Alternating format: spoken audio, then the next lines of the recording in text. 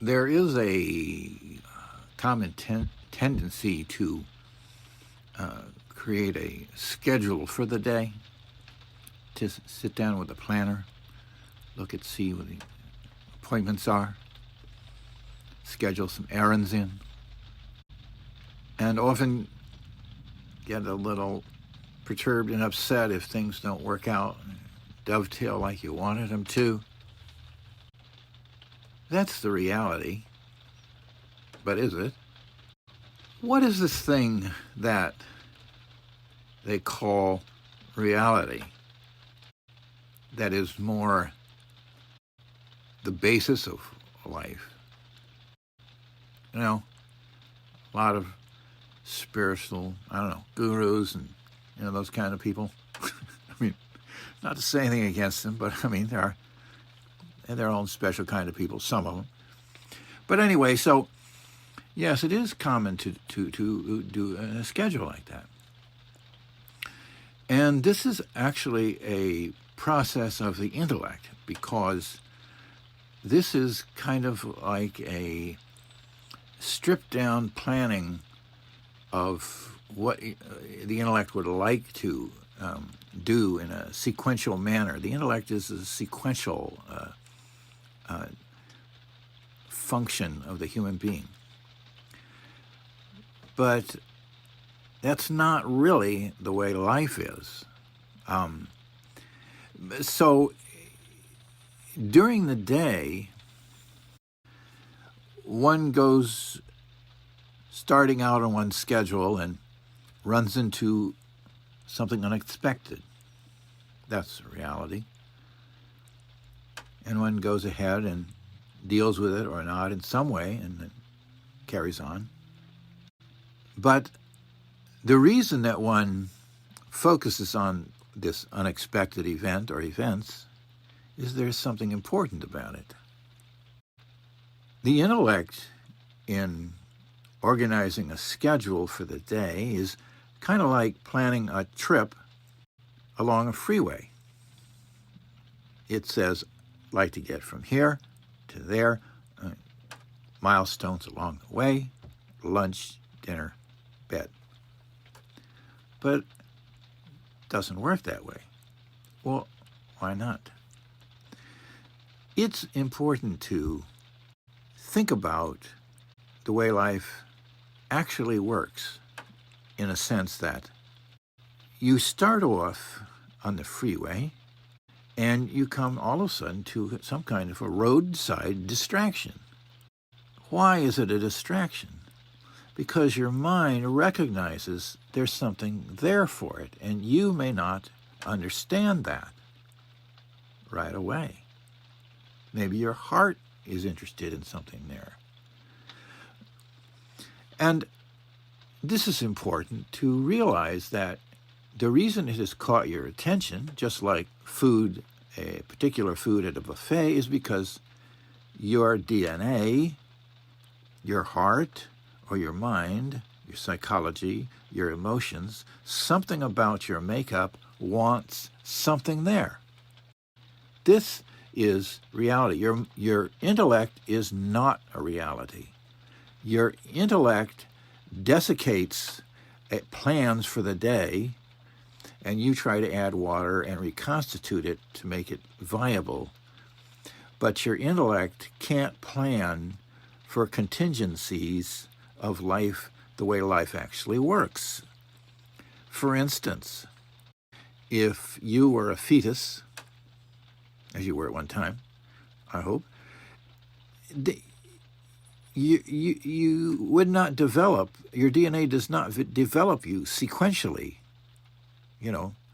First your feet, then your ankles, then your legs, right? Then your hips. It doesn't go sequentially like that. It also doesn't go sequentially like first your liver, then your kidneys, and then your brain. It doesn't go sequentially like that either. It goes around and around, a little bit here and a little bit there, growing everything a little bit here, a little bit there. That's life. And when you go, for instance, on a day, your roadside attraction that is your DNA again. So you go and your roadside attraction, take care of business, short-term, long-term, write something down, deal with it, make a phone call or whatever, go on. There's going to be another distraction, and realize that it's really, make it an attraction so that you get what you need from that. Because your DNA all along is paying attention and giving you signals to pay attention to this kind of attraction, this kind of attraction, and this. So, when you get to the end of the day, you have with you that you picked up along the way ideas, various tools, various information, made progress in one area or another in your life.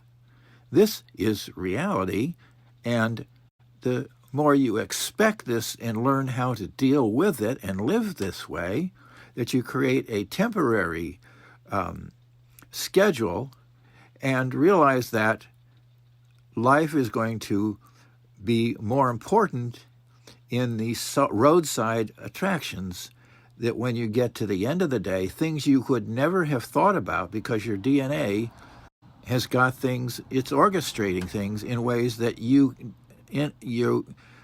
consciously cannot and you should not interfere with.